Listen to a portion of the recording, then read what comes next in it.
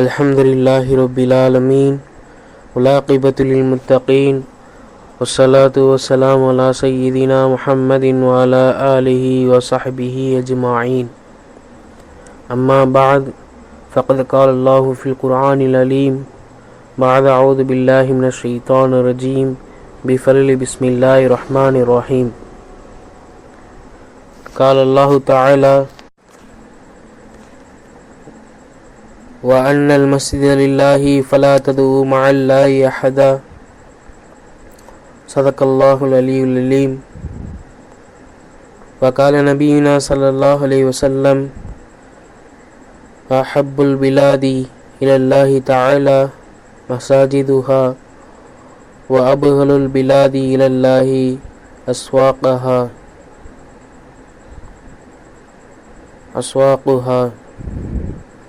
சதக ரசூல் நபியில் கரீம்.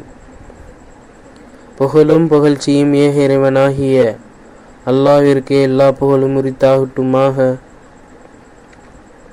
சாந்தியும் சலவாத்தும் சர்தாரே ஆலம் ரசூலே கரீம் சையதுல் அன்பியா ஹாத்தமுல் முர்சலீன் எம்பெருமானார் ரசூலே கரீம் ஸல்லல்லாஹு அலைஹி வஸல்லம் அவர் மீதும் அவர்களை அடிச்சோற்றுகளை அப்படியே சற்றிலும் சரியிடாமலும் பின்பற்றி வந்த உத்தம சத்திய சஹாபாக்கள், தாபியீன்கள், தபோ தாபியீன்கள், நாதாக்கள், சுஹதாக்கள், அவுலியாக்கள், நல்லவர்கள், இந்த சபையிலே அமர்ந்திருக்கக்கூடிய நம் அனைவர் மீதும் அல்லாஹுடைய ரஹமத்தும் பரக்கத்தும் உண்டாகட்டுமாக. அல்லாஹு தஆலா இந்த உலகத்திலே அல்லாஹ்விற்கு மிக பிடித்தமான ஒரு இடம், அல்லாஹுவை அனுதினமும் நெருங்கக்கூடிய ஒரு இடம்,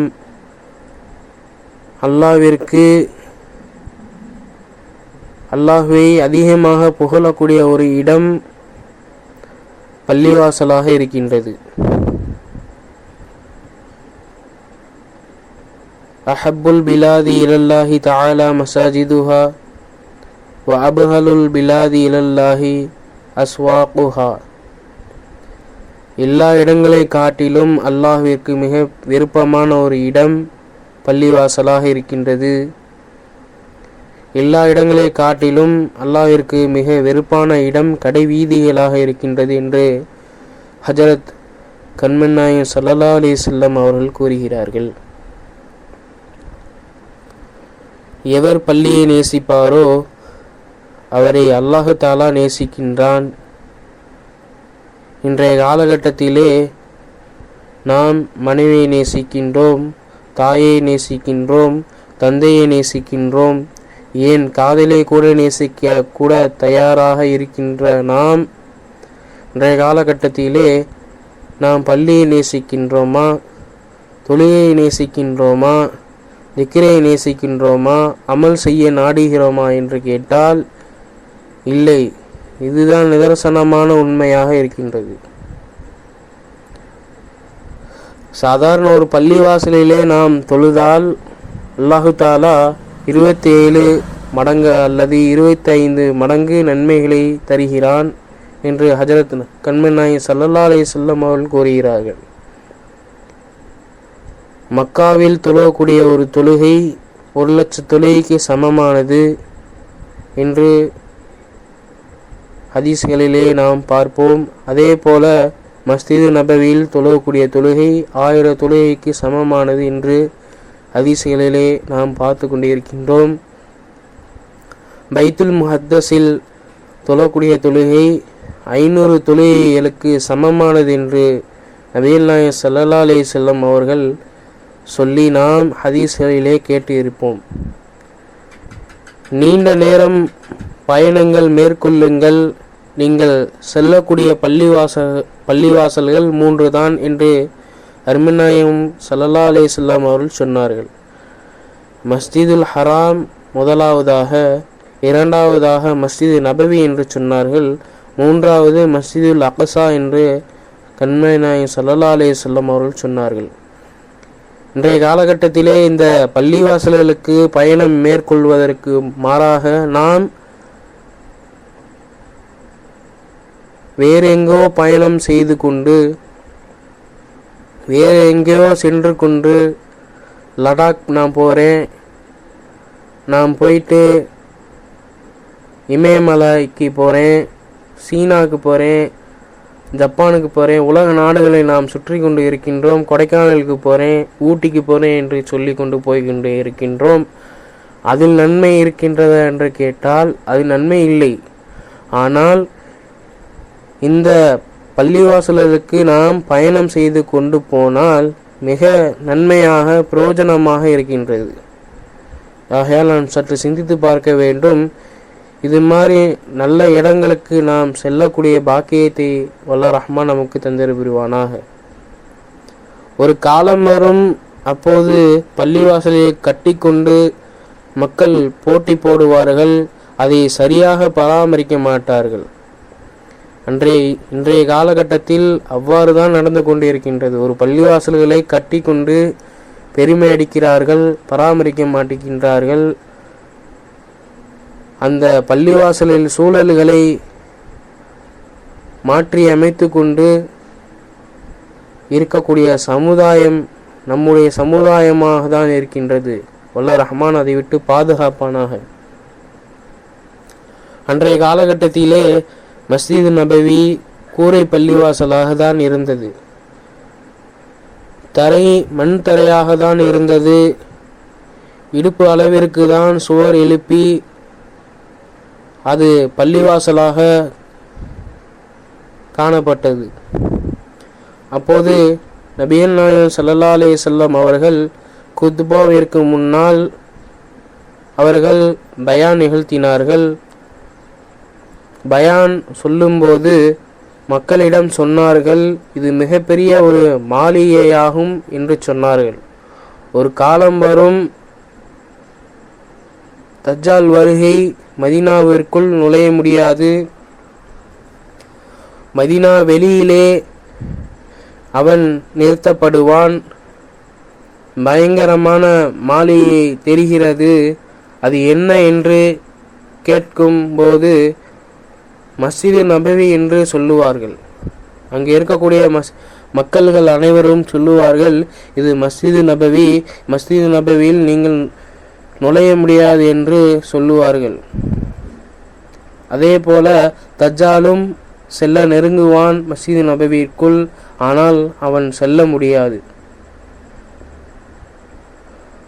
நமக்கு சூனத்தில் வீடு வேண்டுமா என்று சொன்னால், ஒருவர் அல்லாஹ்விற்காக பள்ளியை கட்டினால்